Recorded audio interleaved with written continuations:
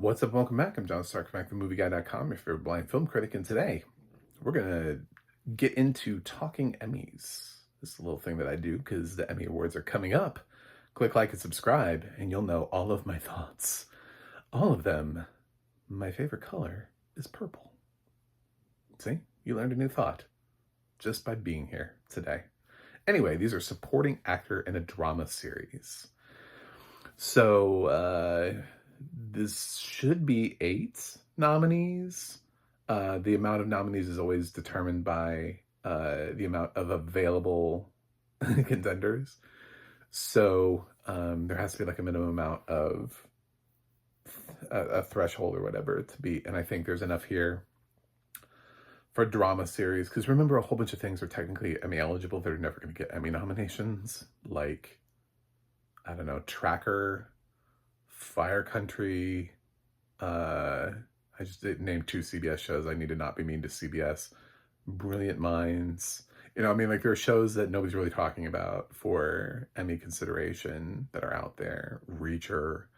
I love Reacher. Bosch Legacy. You know, I mean, like, there are other shows.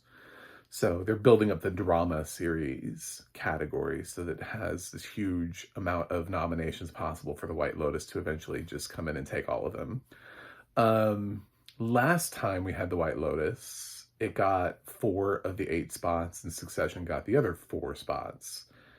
This year, I don't know.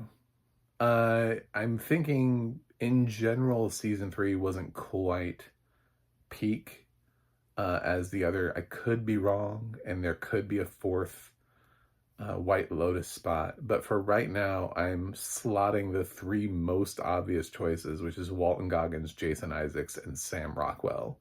I think those are the 3 people who are definitely getting in. I think if you're trying to go for a 4th, it's obviously going to be one of the brothers. The question is, which one? Do they take Patrick Schwarzenegger seriously enough to nominate him as an actor, or are they going to pick Sam Nivola? I think those are the next 2 who are looking at nominations coming out of this cast. But I'm going to go with 3 for right now, because the other show that I think that's hot on the block is Severance. Sorry, still an S word. Severance. And I think Severance is going to get at least 2 nominations for Tremel Tillman and also for John Turturro. Now, it could get more. We could have 4 and 4. I'm trying not to predict that. There is a world, and I'll go ahead and tell you what that world is. This is my doomsday scenario for this category, where, I don't know, Sam Nivola gets the 4th spot, and then we get Tremel Tillman, John Turturro, Christopher Walken, and Zach Cherry. And then we basically have what we had the last time White Lotus was here, where we have 4 people from one show and 4 people from another show. And the category is stupid. It's stupid to only nominate 2 shows when you have 8 nominees. I don't care how fucking good the shows are. Stop. Stop it. Like, it's rude. There should be a maximum amount of nominees eligible at any given time from a show in a category. You shouldn't be able to populate the entire category with 1 show or 2 shows. That should not be a thing, no matter how much you try to do it. You know, could you imagine limited series, and you watch all of those limited series, and then, like, suddenly the whole category is just the cast of this show, and there is no one else got nominated? It's like, I guess there's no rule against that, technically. And you're like, well, that was the best thing that happened, and those were the best. No, that doesn't necessarily mean that. That just means that's what Emmy voters watched. You realize that at the end of the day, this is not actually entirely about quality, just like the Oscars. It's about what they watched. That's why there are campaigns. That's why the juggernauts are the ones that get the nominations, the HBOs, the Netflixes. That's why the people who spend the money on the campaigns are the ones getting it doesn't necessarily mean that somebody watched every single program and came up with some sort of completely objective list as to the 8 best performances of the year. It just means these were the campaigns that won.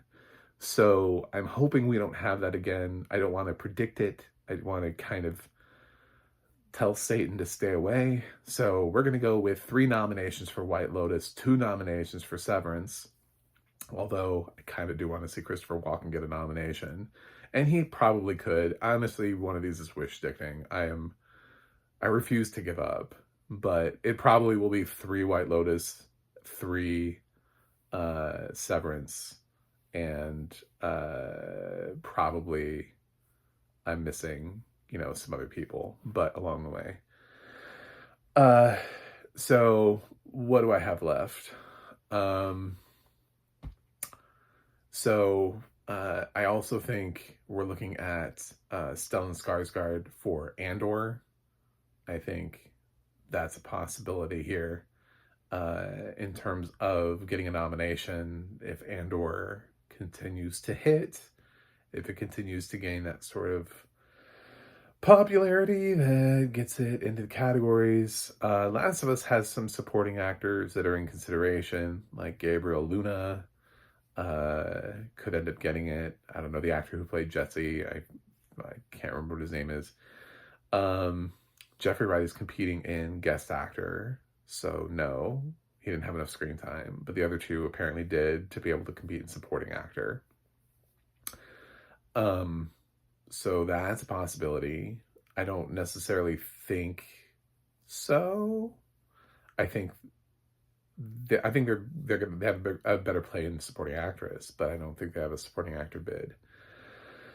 Some of the other shows that I did have in, I don't know about The Pit. The Pit is an ensemble, and I could be missing a nomination here for The Pit.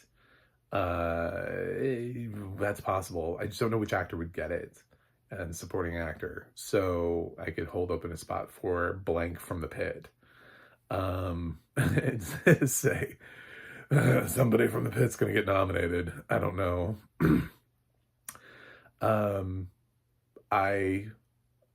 There are other shows that I didn't predict for series. We have Rasul from The Diplomat, I suppose. I don't think so. Elijah Wood is never going to get recognized for Yellow Jackets, apparently, so no. Paradise, I guess that would be an inspired choice. James Marsden, I think, would be the pick here if Paradise popped and got more nominations beside maybe one for Sterling K. Brown. I don't know that David Jackal has a supporting bid here. Your Friends and Neighbors and supporting actor, I'm not really seeing that. I think it has a better play in supporting actress. Silo, I would love for Silo to be here. I think Steve Zahn absolutely deserves to have his nomination. I think Tim Robbins would be an excellent nomination. I mean, Silo has choices. If they could just get people to watch the damn show before voting, I think Silo absolutely can make a play for this. But when it comes down to it, the one that I'm most interested in is Bradley Whitford for The Handmaid's Tale. I really want to predict him. I do. I really want to keep Bradley Whitford in the conversation because I think what he did this year, I think it stands out, and he's been nominated before. And I think if The Handmaid's Tale gets enough of a resurgence, he's my wish prediction. My safe bet, actually, instead of saying blank from The Pit, is I'm just going to give a spot to Jack Lowden from Slow Horses, who's been previously nominated in this category before. I kind of bumped Gary Oldman out, but I also have Slow Horses in drama series, so I feel like it has to get an actor in somewhere. It's possible that Jack will be able to continue to get a nomination here, being a previous nominee. I think gives him an edge. So let's run them back. I've got 3 White Lotus people: Jason Isaacs, Walton Goggins, and Sam Rockwell. I have 2 Succession cast members, Tramell Tillman and John Turturro. And then I have 3 people not from either one of those series: Stellan Skarsgård for Andor, Jack Lowden from Slow Horses, and Bradley Whitford from The Handmaid's Tale. That's what I would like to see happen because I think it's more fair and spread out. That still is only 5 shows represented in supporting. but at least it's more than 2. What do I think is going to happen? I think we're going to repeat it. If I'm being deadly honest, I honestly think if you're trying to play it safe, tell everybody go fuck themselves and go for 4 White Lotus and 4 Severance and kick everybody else out of the category. Pick which one of the 2 brothers you think has the better chance between Sam Nivola and Patrick Schwarzenegger, and then add Zach Cherry and Christopher Walken. And you'll have your, I think Walken was in enough to be considered for supporting actor bid. I know John Noble is running in guest actor and has a very good chance of getting it. So, yeah, those are my picks for what I hope will happen and for what I'm worried will happen, where we once again only nominate 2 shows. So that's my hot take on supporting actor in a drama series. Let me know what you think in the comments. Do you like it when more shows are represented? Or were you hoping the entire cast of The White Lotus would get nominated this year in supporting actor? Let me know in the comments, and I will see you guys on the other side.